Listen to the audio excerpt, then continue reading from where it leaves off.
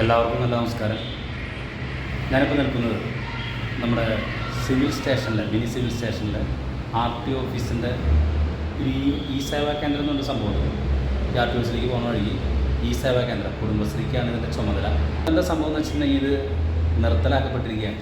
ഇതിൻ്റെ പിന്നിലുള്ള സംഭവം എന്താണെന്ന് വെച്ചിട്ടുണ്ടെങ്കിൽ വലിയ ഫ്രോഡ് തരം ഇത് നടത്തിയ ആളുകൾ ചെയ്തു എന്ന് പറഞ്ഞാൽ ആളുകളുടെ നിന്ന് പൈസ ടോക്കൺ അടക്കം മേടിച്ചിട്ട് വ്യാജമായ രീതിയിൽ ഈ പറയുന്ന ആളുകളിൽ നിന്ന് ടാക്സ് മേടിച്ചിട്ട് ആ ടാക്സ് അടയ്ക്കാണ്ടിരിക്കുകയും ആളുകളെ പറ്റിക്കുകയും ചെയ്യുന്നതിൻ്റെ അടിസ്ഥാനത്തിൽ പരാതികൾ ലഭിച്ചതിനെ തുടർന്ന് RTO ഓഫീസേഴ്സ് ഈ വിഷയത്തിൽ ഇടപെടുകയും ഇപ്പോൾ അത് കേസ് നടന്നുകൊണ്ടിരിക്കുകയാണ്.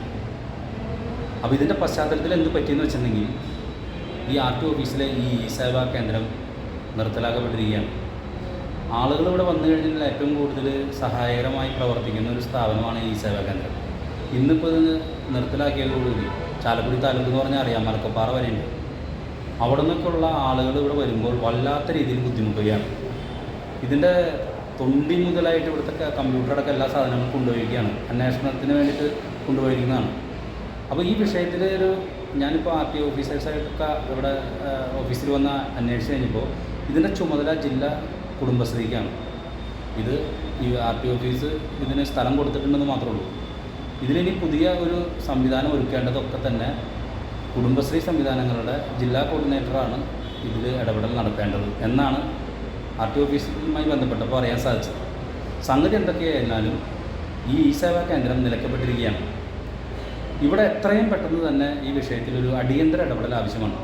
കാരണം ഇവിടെ ആളുകൾ വരുന്നു, അവരെ സഹായിക്കാനായിട്ട് ഉണ്ടാക്കിയിട്ടുള്ള ഈ സേവാ കേന്ദ്രം എത്രയും പെട്ടെന്ന് തന്നെ ആരംഭിക്കണമെന്ന് വലിയ ആവശ്യങ്ങൾ ഉയർത്തിയിരിക്കുകയാണ്. കഴിഞ്ഞ ദിവസം കേരള കൗമുദി പത്രത്തിൽ ഇതുമായി ബന്ധപ്പെട്ടൊരു വാർത്ത വന്നിരുന്നു. ഇത് ഇങ്ങനെയൊരു സംഭവം ക്രമക്കേടോ മറ്റു കാര്യങ്ങളോ ഉണ്ടായി ഇത് നിർത്തലാക്കപ്പെട്ടാൽ ഉടനെ തന്നെ അടുത്ത ഏതെങ്കിലും താലൂക്ക് ഓഫീസിലെ ഈ സേവാ കേന്ദ്രങ്ങളുമായിട്ട് ചാർജ് ചെയ്യിപ്പിക്കാറുണ്ട്. അത്തരം കാര്യങ്ങളൊന്നും ചെയ്തിട്ടില്ല. ഇത് കൂട്ടപ്പെട്ടിരിക്കുകയാണ്. ഇത് തുറക്കപ്പെടേണ്ടത് ആളുകളുടെ ആവശ്യമാണ്, ജനങ്ങളുടെ ആവശ്യമാണ്. ഈ വിഷയവുമായി ബന്ധപ്പെട്ട് ചാലക്കുടിയിൽ നിരവധി ഭരണാധികാരികൾ ഉണ്ട് എങ്കിൽ തന്നെയും ഇത്തരം വിഷയത്തിൽ ചാലക്കുടിയിലെ നഗരസഭയുമായി ബന്ധപ്പെട്ട ഈ വിഷയത്തിൽ ഇടപെടൽ നടത്തിയിട്ടില്ല.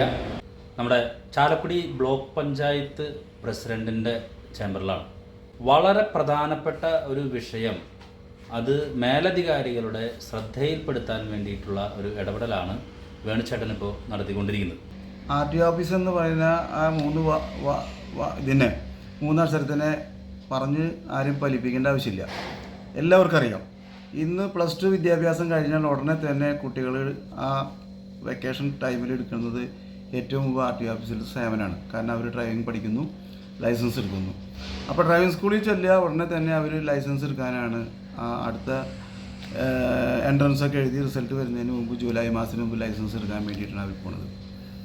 ഇത്തരത്തിലുള്ള കാര്യങ്ങൾക്കെല്ലാം അത് ഉടനെ ഒരു 2 വീലർ മേടിക്കുകയാണ്, അല്ലെങ്കിൽ ഒരു കാറുള്ള ഒരാൾ, ഇവർക്കൊക്കെ ഏറ്റവും കൂടുതൽ സേവനം കിട്ടേണ്ട ഒരു ഓഫീസാണ് RTO ഓഫീസ്. ചാലക്കുടി സിവിൽ സ്റ്റേഷനിൽ ഈ ഓഫീസിൻ്റെ വരാന്തയിൽ ഒരു സേവാ കേന്ദ്രം ഉണ്ടായിരുന്നു. ഇടനിലക്കാർ ഉള്ളത് കൊണ്ടാണ് ഈ സേവാ കേന്ദ്രം ബഹുമാനപ്പെട്ട മുഖ്യമന്ത്രി ഉമ്മൻചാണ്ടി ആയിരിക്കുമ്പോഴാണ് ഈ സേവാ കേന്ദ്രം അദ്ദേഹത്തിൻ്റെ റിസ്കിലാണ് തുടങ്ങിയത്. ചാലക്കുടിയിൽ മാത്രമല്ല എല്ലാ RTO ഓഫീസിലും ഈ സേവന കേന്ദ്രമുണ്ട്.